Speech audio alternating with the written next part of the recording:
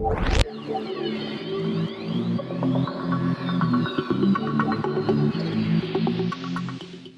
Assalamualaikum semua. So, kita kembali lagi dengan Aperture Podcast kali ini. Okay, sorry. Tengah minum. Alright, so we're back with Aperture Podcast. This week, kita ada tetamu baru sekali lagi. Jangan cakap tetamu, panel baru. Terima kasih tetamu. Okay. Dengan tetamu panel ni. Panel ni. Takutlah tak. So, maknanya dia Nabila lepas ni masuk permanent cast lah. Permanent panel. Permanent panel. Kalau tetamu minggu depan boleh excuse. Okay, so panel baru kali ni Nabila, tapi walaupun Nabila, nama Nabila kan? Betul kan?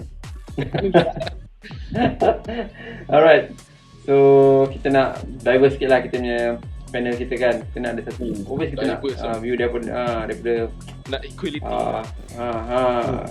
daripada apa ni, orang yang menggerakkan dunia ni, kumpulan gender yang menggerakkan dunia ni kan.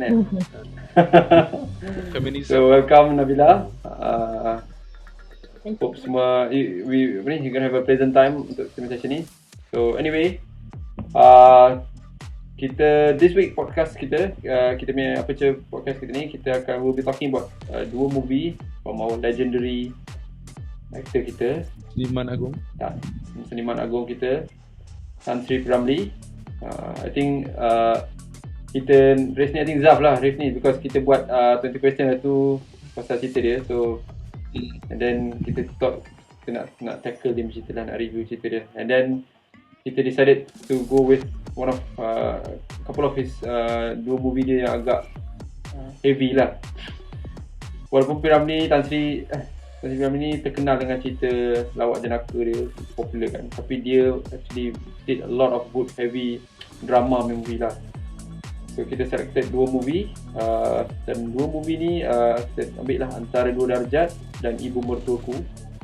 Dia kata cerita ni memang challenge the way society thinks about apa ni, the culture lah. So dua-dua cerita ni dia macam challenge, especially zaman tu, dia challenge apa ni, macam mana pemikiran masyarakat terhadap dua jenis golongan lah, golongan yang senang dan golongan yang apa ni, susah kan. So P. Ramlee as usual, dia berani ambil this kind of topic, dia berani apa ni, ketengahkan this kind of element dalam dia punya produk dia, dalam dia punya art dia, dalam dia punya karya dia. So kita thought, why not we see how, macam mana sekarang punya view, masyarakat sekarang punya view terhadap cerita-cerita yang macam ni lah. So kita start off dengan Antara Dua Darjat. By the way, sorry, as usual lupa nak perkenalkan tadi panel-panel kita tadi. Tengok Nabila lain nak lupa agak. So kita ada Mus. Biasa Mus is back this week. Dah lupa. Zam as usual. And me, Faris. Okay. So kita start off dengan Antara Dua Darjat.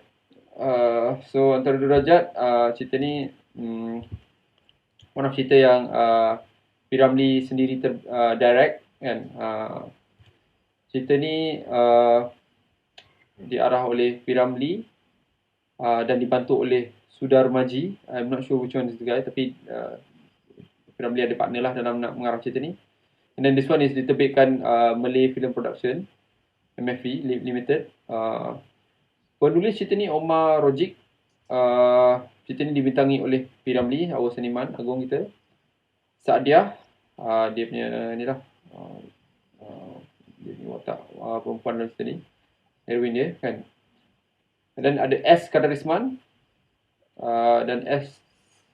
Syamsuddin. And then P. Ramlee sekali lagi dia arrange the music untuk cerita ni juga. And then cinematography dia A. Bakar Ali. And then this movie is diedarkan oleh Shaw Brothers. I think back then Shaw Brothers quite big kan, one of the biggest kan. So cerita ni is 1960 movie, back in 1960s, tahun 1960. Jadi cerita ni dia buat dekat Singapore sebenarnya. Cerita ni is a Singapore movie lah. Masa tu Singapore dengan Malaysia, tak sure. 60, ya. Masih dengan Malaysia kan? Masih dengan Malaysia lagi masa kan? Dan cerita ni in Malay lah. So So cerita ni hipnosis dia cerita ni is about a love story between two different cast of people lah.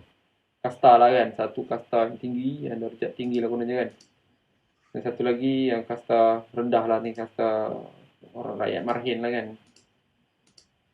So cerita ni dia macam cakap lah, dia challenge I think benda ni in fact dia ada satu word yang digunakan dalam cerita ni, feudal punya word. Word ni agak impactful lah, simbolik dekat cerita ni lah. I think dia ada satu konsep konsep bangsawan ni against dengan rakyat biasa lah kan. So P.Ramlee, knowing him, dia memang suka buat challenge-challenge. So dia ketengahkan that idea lah untuk challenge ni masyarakat masa tu lah kan. So again cerita ni dia love story yang memberikan dua different kasta ni, and then berlaku bagai konflik lah. Konflik ni yang agak serius lah, because dia bila involve love je mesti serius lah, tak ada benda lain lah. Love tu mesti serius kan. And then yang best cerita ni dia the way dia I think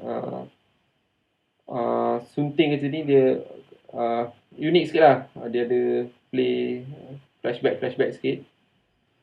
Okay, so yeah, cerita ni ada IMDb rating tu 7.6. Oh, not bad tau. And then tak tahu lah sebab berapa ramai orang review, tapi 7.6 kan, agak tinggi juga. And then dia 93% Google users yang mungkin komen pada cerita ni, dia suka lah cerita ni. So yes, antara derajat. So kita start off lah dengan Zaf dulu lah. So what do you think, Zaf, dengan cerita ni punya story and plot? Aduh, start dengan master lah, Mus. Master semua ni. Master P.Ramlee. Okay lah, aku boleh start lah. Plot dia bukan typical P.Ramlee punya movie yang komedi. So ni dia buat heavy sikit. Cinta dia basically cinta terlarang lah di antara two cast of people, macam Faris cakap kan. Dia orang kaya dengan orang miskin, dan orang bandar dan orang kampung juga. Dia macam simultaneously go lah. So tak salah aku, dia inspired cerita ni based on, sebab dia pernah kahwin dengan royal family. Bukan royal family, dia wife Sultan Perak, ex-wife of Sultan Perak, tak salah aku, P.Ramlee. So aku so dia inspired nak buat cerita ni sebab bini dia ex royal family lah. Bini dia bukan royal family, tapi isteri bekas royal family lah. So dia dari situ aku rasa dia inspired nak buat cerita. Ada idea. Yang ada idea sebab dia plot dia memang fokus tu kan. Tak ada nothing else. Dia memang fokus plot miskin dengan kaya. Pertelagahan ni dari awal sampai habis. Kan? Dan dia punya macam plot dia tu, dia ada flashback macam Farid cakap.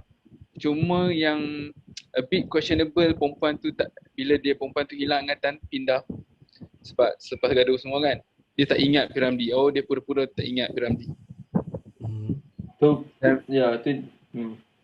Kan. Lepas tu twist dia tu kan, tu macam twist dia lah kan. Kononnya plot twist lah. Lepas tu P.Ramlee main piano. Lepas tu dia macam terus ingat kan. Aku tak sure dia sakit, dia tak ingat, dia pura-pura tak ingat. Masa dia pura-pura kan. Itu ya. Okay. Tapi what's the point dia pura-pura? Ya. Okay, sebab ada ni apa? Iskandar Usman tu sebab ada dia husband. Sebab dia yang untuk balik ke tempat tu. Itu yang aku ingat lah. Yes. Dia so, macam plan lah, dia memang ada plan nak cari balik. Perempuan tu. Yes. Apa watak P.Ramlee ni dalam ni? Ghazali. Dia Ghazali. Okay. Ahli muzik. Okay, apa soalan dia tadi Faris? Jalan cerita dia? Plot dia? Plot dia lah. Okay. Apa, what do you think about the plot? Macam. Okay, so macam Mus cakap, ada basically pasal ada dua kelas of people. Tapi plot ni macam biasalah kalau tengok cerita Hindustan kan. Banyak je plot cerita ni. Yes. Yes. Cuma sekarang ni antara orang biasa dengan golongan royalty lah. Bangsawan lah. Orang elit lah. Tengku-tengku kan. Zaman ni maybe tak ada orang kaya yang politician kan. Kontroversi tu. Kontroversi.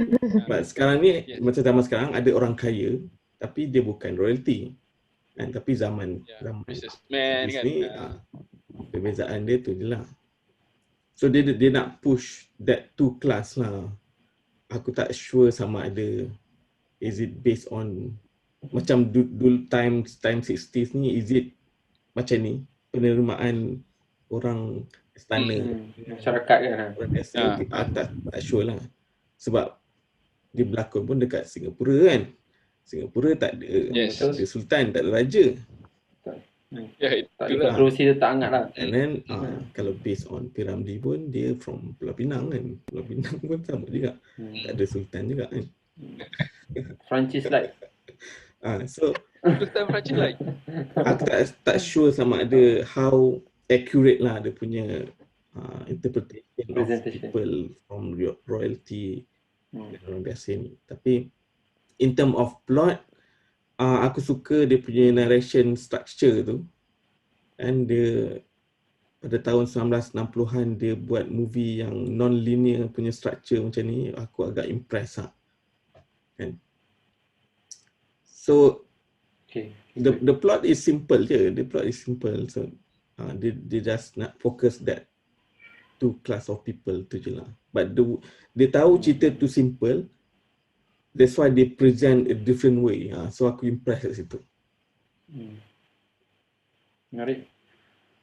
Macam untuk aku pula, aku rasa kan, aku rasa ada something yang cerita ni dia bring up some value yang dia berani bring up some value yang orang tak tahu masa tu macam mana dia penerimaan. Contohnya dia punya intro tu, kalau you guys perasan, dia intro tu macam dia pergi dalam keadaan hujan lebat kan, dia macam nak rompak rumah dia kan. Lepas tu ingat pasal tiba-tiba kan intro tu very unique tau cik. Dia buat macam not bad dia punya intro ni. Intro dia memang berjaya menarik aku nak tengok cerita. What's this kan, dia sangat menarik. Dia macam misteri sikit. Dan dia buat dua kali that kind of scene tau. Sekali dia buat yang orang gaji dia terkejut kan.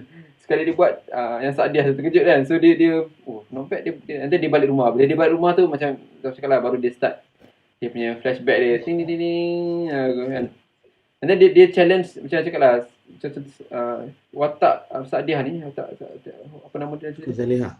So Zaliha ni dia dah kahwin tau. Dia dah kahwin dengan Eskandar Risman ni.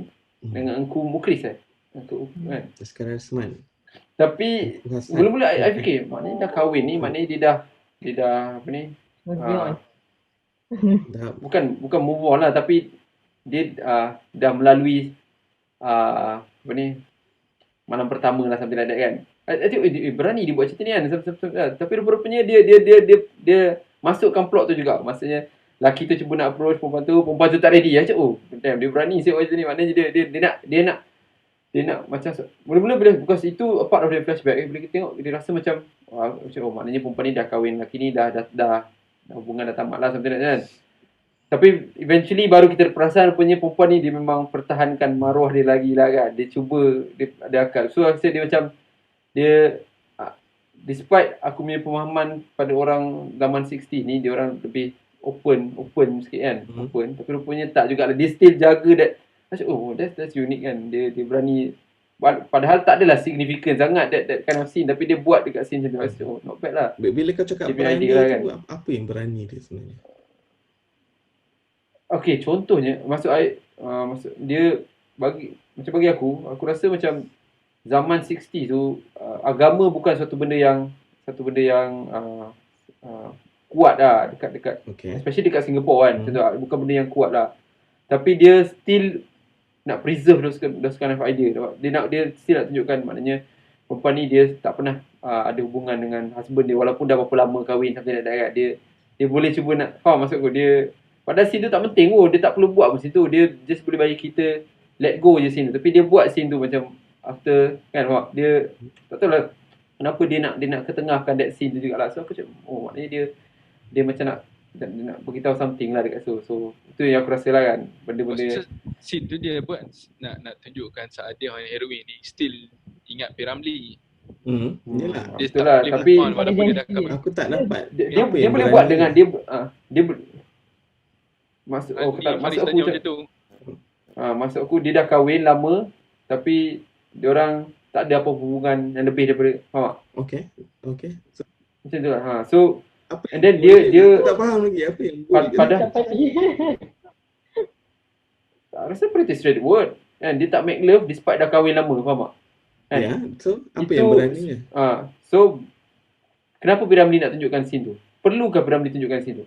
Tak perlu kan? Kita takkan cakap pun alah dia ni dah tak ada darah dah kan, P.Ramlee boleh cari perempuan lain, something like that. Kita tak cakap pun, dia tak perlu tunjukkan scene tu. Tapi P.Ramlee tunjukkan scene tu, faham tak? Dia tunjukkan scene tu yang perempuan ni dia memang jaga dia punya diri untuk P.Ramlee, faham tak? Something like that. So?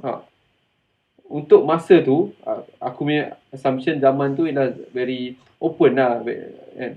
Tapi P.Ramlee seolah-olah macam nak bagi tahu yang perempuan ni dia kena ada dia hanya ada value bila dia ada benda macam tu lah. So P.Ramlee cuba nak bagi tahu that thing lah. Tak perlu dia tunjuk, tapi dia tunjuk juga. Dia tunjuk spesifik scene. Aku macam terkejut. Tak payah tunjuk scene ni. Kenapa? Buat apa dia nak tunjuk? Dia tunjuk spesifik. Mamat tu masuk dalam kan. And then tiba-tiba perempuan cakap tak ready lagi. That's the reason is apa yang Mus cakap tu lah. Macam apa dengan apa kau punya explanation tu, okay lah, betul lah. That's the explanation lah.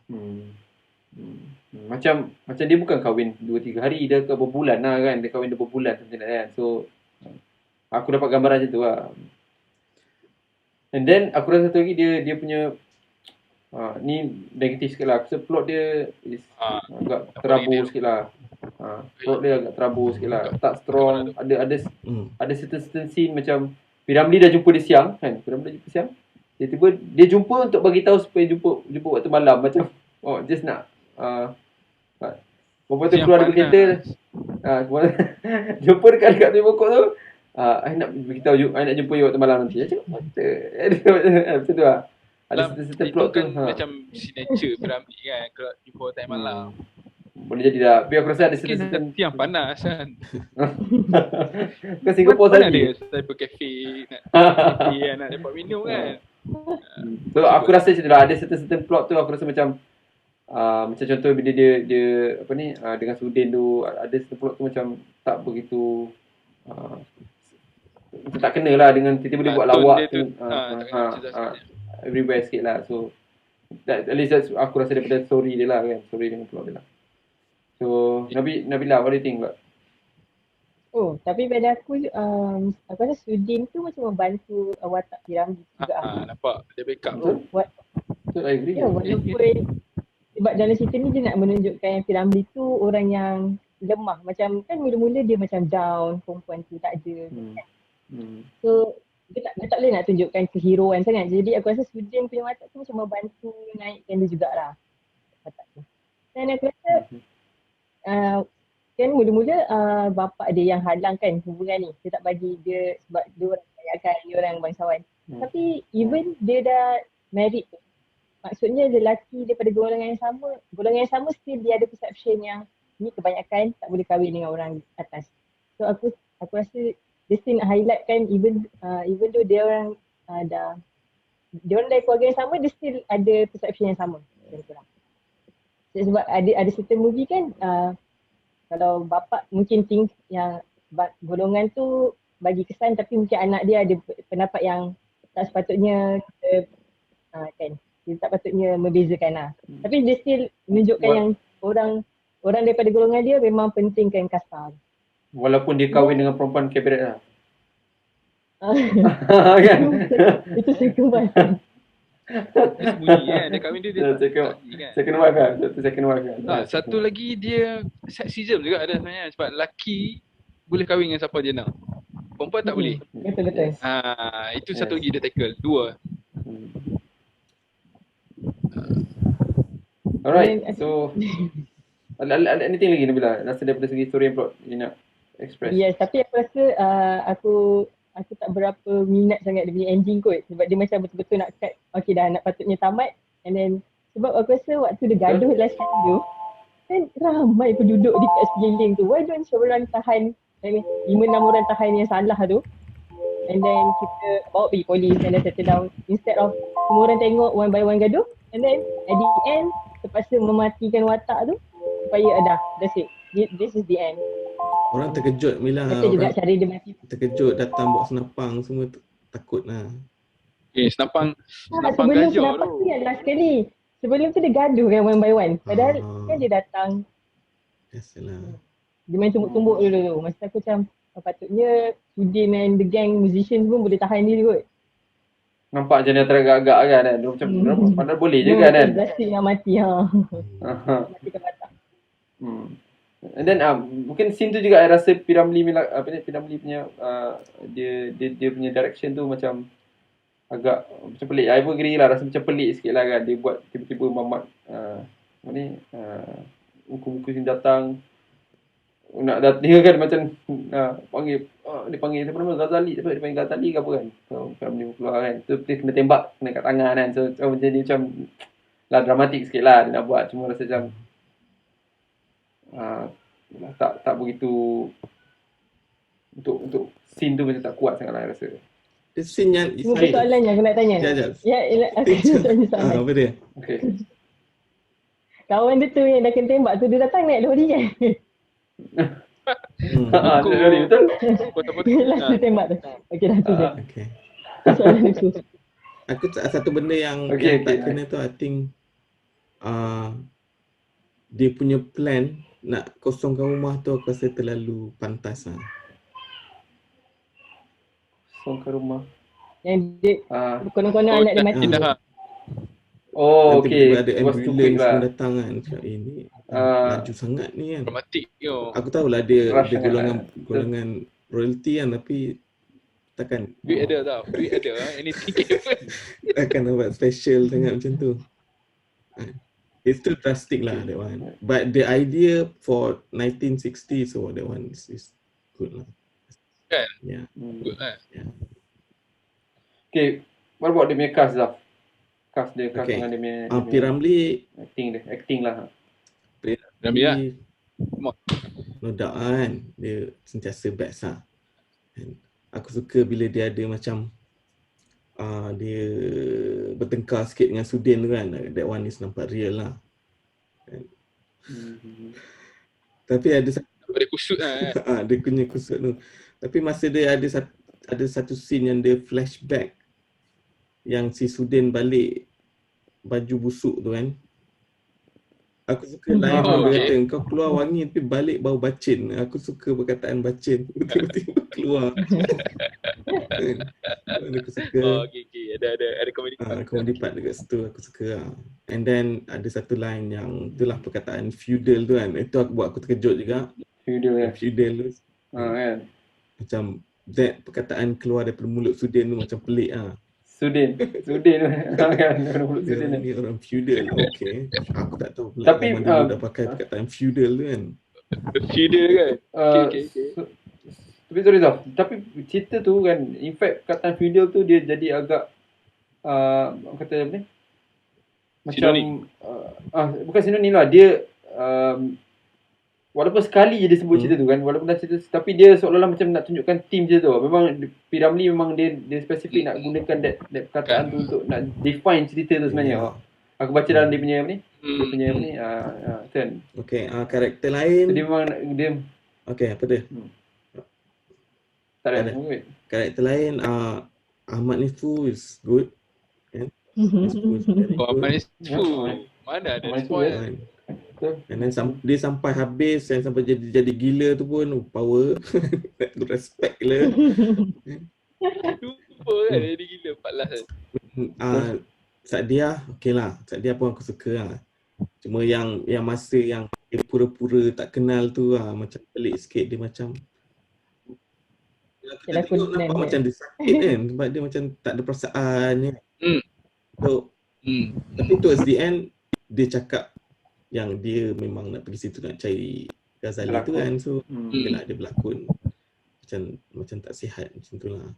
Tapi aku pelik lah kenapa dia tak boleh balik je tempat tu sendiri kan. Kenapa nak kena tunggu kahwin dulu baru pergi.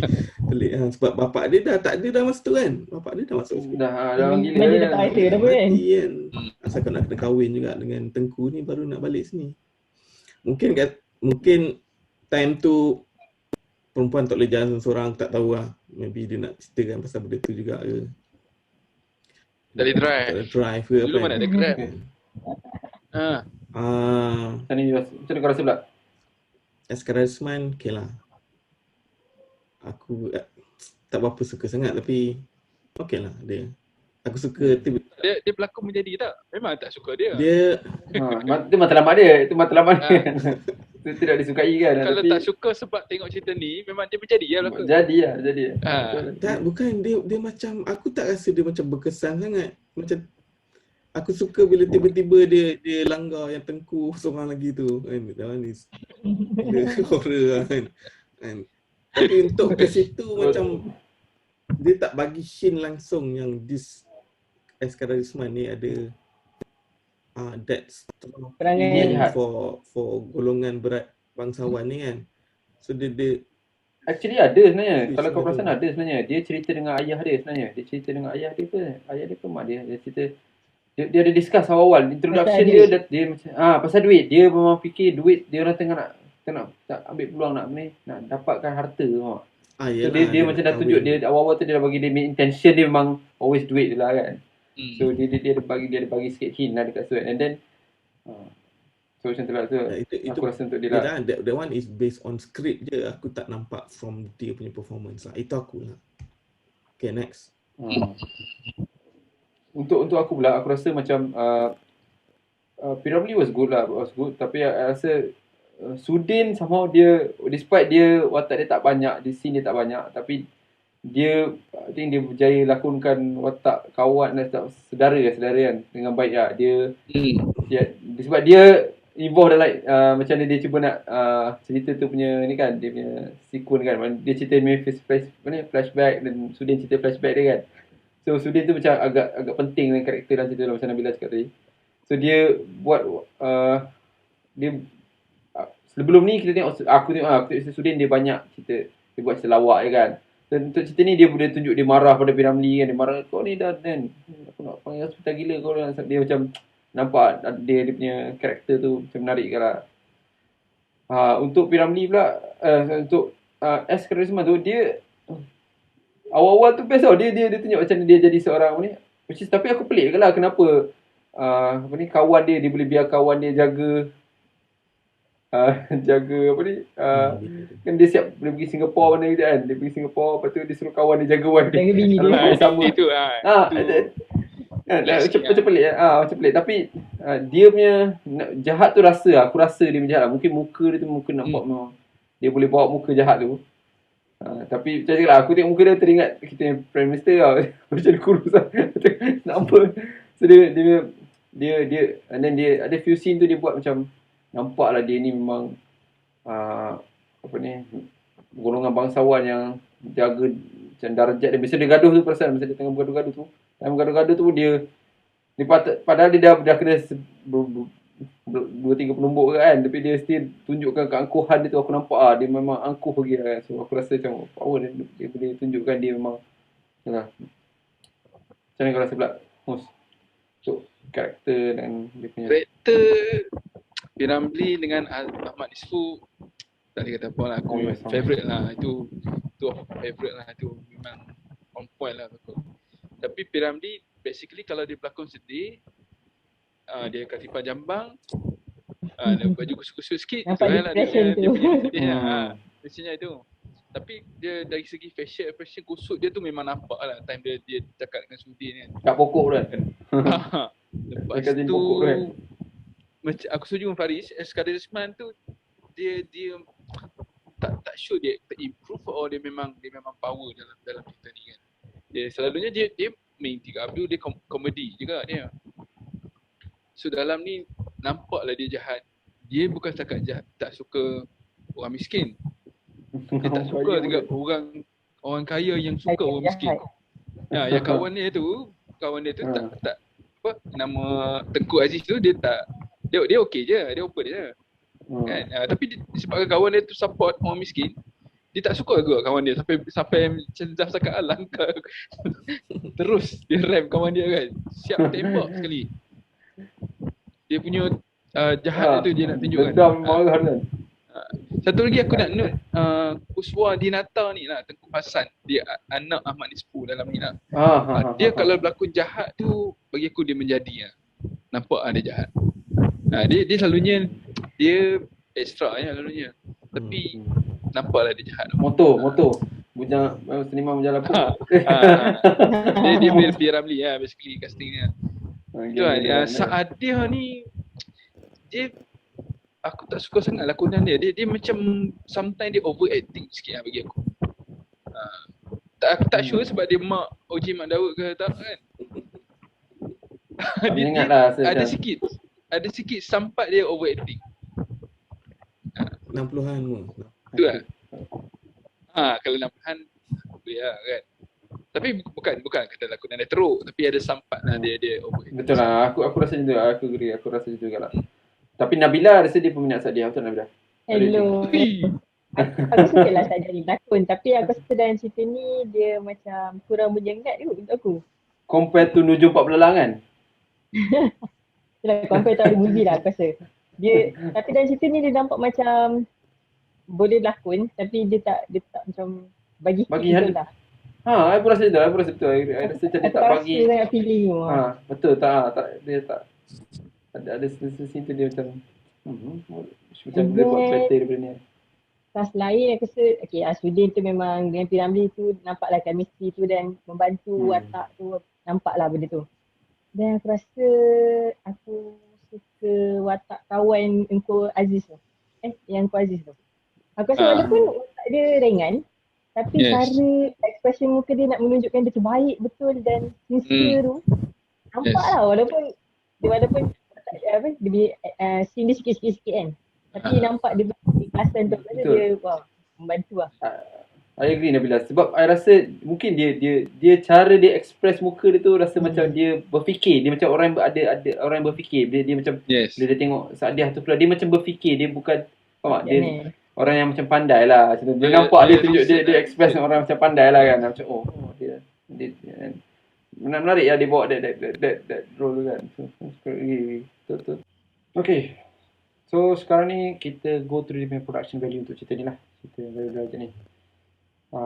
Maybe Nabila boleh bagi sikit apa yang punya impression terhadap cerita ni punya production dia.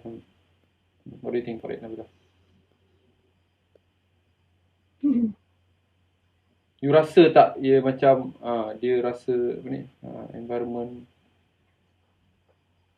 aku Dua Darjat ni aku rasa tak banyak scene yang aku ingat yang macam cantik ke, yang macam menarik ke. Betul. I agree juga. Dia kebanyakan mungkin guna tempat yang sama dan mungkin dia lebih tekankan kepada value instead of kita enjoy scene at the same time. Betul lah. So aku rasa macam value dia lebih banyak kepada moral. Aku tak nampak sangat lah dia punya value dekat benda-benda lain.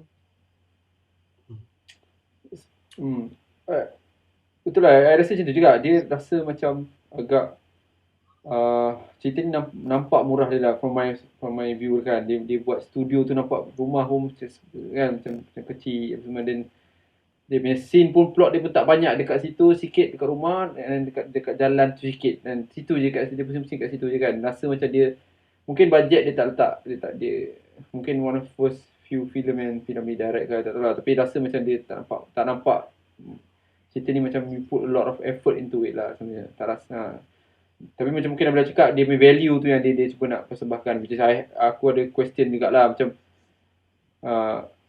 dia orang macam apa ni, saya cakap lah dia kalau macam kita sekarang ni, zaman sekarang ni benda ni still ada je kan, macam yang kan kalau kaya mesti kalau boleh nak lepak dengan geng kaya kan, miskin. Bukanlah berkata miskin, dia nampak that gap tu lah. So cerita tu macam dia rasa dia nak sampaikan that value, maknanya tapi dia mungkin tak dapat nak deliver that value lah. So orang macam still whatever sekarang pun sama je kan, tak ada beza sangat ada kan. So P. berani tapi mungkin tak. In fact I baca dia punya cerita ni, dia punya reception masa tu agak hamba sikit lah. Orang macam tak begitu selera lah tengok sini kan. Tak bersambutan sangat macam ni kan. So macam tu lah dia punya ni. Macam mana pula kau rasa dia punya production value cerita ni? Aku rasa mungkin dia bajet sikit lah cerita ni, sebab P. Ramlee ni nampak kan dia punya blockbuster dia, buat dia ni cerita komedi. So mungkin dia ni dia punya side project, dia nak buat serious. Macam dia punya early years of acting kan, cerita dia banyak yang serious before dia move to comedy. Tu mungkin ni side project ataupun small budget lah. Sebab tak banyak scene dia dekat kampung tu, dekat rumah yang sama. Dan dekat yang tempat honeymoon 3 tu je, sebab dia aku rasa dia nak tekankan plot cerita ni daripada the rest of the view kan. Zaf, what do you think about the production? Ada something yang kita orang tak nampak ke? Ada something yang kamera sikit buat production ni. Kamera dia ke, sound dia ke? Okay. Macam lagu lagu kita banyak lagu ni. Aku rasa cerita ni memang bajet dia kecil lah. Memang kalau kau tengok set kampung dia tu, aku rasa dia buat rumah tu adalah rumah dekat-dekat macam rumah macam rumah kecil kan. Apa pondok taman. Apa macam temporary tempat pemindahan orang kan. Lepas tu dia buat belah depan je. Rumah pindah. Kita tak masuk ke dalam rumah tu. Kita lepak dekat luar je. Okay, beranda je. Beranda tu. Memang dia tak buat belah dalam kot. So kalau in term of camera pun dekat situ pun senang je dia punya ada aerial shot satu shot lah kan. From atas satu shot lah. Macam tu. Betul lah. Rumah dalam scene rumah pun macam tu ke? Shot dekat tangga tu dengan shot dekat dia punya living room kan. Aku rasa dia tak ada bajet sangat lah sebenarnya. Nampak lah, boleh nampak kan. Cuma itulah rumah dia orang punya kaya, genre dia fokus dekat rumah orang kaya tu. Kalau kau tengok scene dalam rumah orang kaya tu, habis semua ke dapur dia pergi. Rumah orang gaji. Masuk pintu ni, keluar pintu sana kan. Orang gaji pun ada dalam tu. Tapi itu je lah. Outdoor shot mana ada banyak pun. Ada pun yang dekat tepi pokok. Kat pokok lah. Pokok itu je. Tepi pokok tu lah. Pokok yang sama kot. Itu sebab dia nak jumpa malam senang. Orang tak perasan sangat. Kan apa ada belakang tu. Senang je. What about songs cerita ni? Lagu seriously dua macam ada satu lagu yang ikonik kan dalam ni kan. Satu irama dan lagu kan. Irama dan lagu tu. Tapi that's just about it lah kan. Itu je lah kan. Itu je lah. Aku tak pernah tahu pak lagu tu boleh main piano. Kan aku Yelah, tiba-tiba dia main piano kan. Piano lagu tu agak gempak juga. And then itu je lah, production value tak ada banyak sangat. Kita tengok ni kat YouTube yang colour bukan kan? Yang ni hitam putih kan? Ada yang colour tapi aku bagi yang tak colour. Aku bagi yang tak colour. Sekarang banyak yang colour lah. Ada colour sekarang ni. Tapi lah untuk P. Ramlee lagu tu lagu selalu benda yang agak impactful dalam cerita dah. Tapi kali ni walaupun satu lagu tapi lagu tu bagus lah, popular lagu tu, cuma itu je lah dia deliver macam ni kan. Ada satu lagu dia bagi kat sini. So I agree lah. I think cerita ni dia budget mungkin dia punya one of the issue lah. So dia memang apa yang ada lah, dia just guna apa yang ada and then tapi still well execute lah dengan budget yang ada tu. I mean P. Ramlee punya cerita production value selalu tak adalah gempak-gempak mana pun. Dia macam studio jalan pas je. Cuma aku rasa time ni maybe kan tu banyak studio lah. Studio tu fully utilised by ada film ke, okay, kau ada spot ni je untuk buat kan, so dia terpaksa buat kat tempat tu je lah. Yes. Boring. Power lah kalau maknanya dia hebat lah berjaya kan. Use what he Dan had. limited resources tu. The story and character tu lah yang penting untuk filem-filem ni.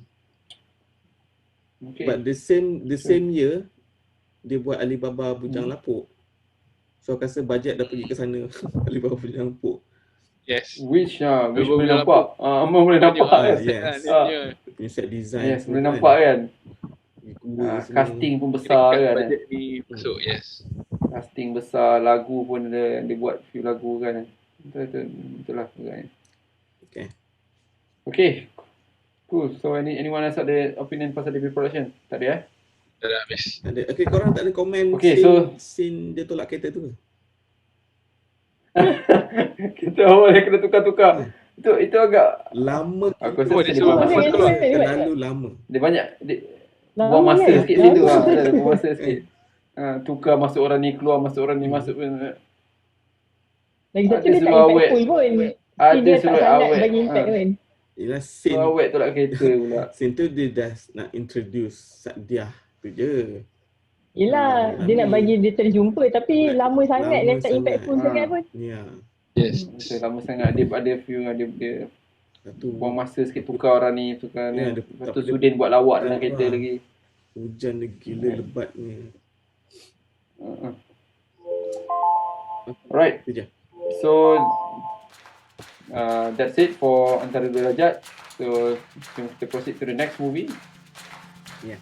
Which is awal-awal dia cerita ni antara my favorite movie from dia. So Ibu Mertuaku lah.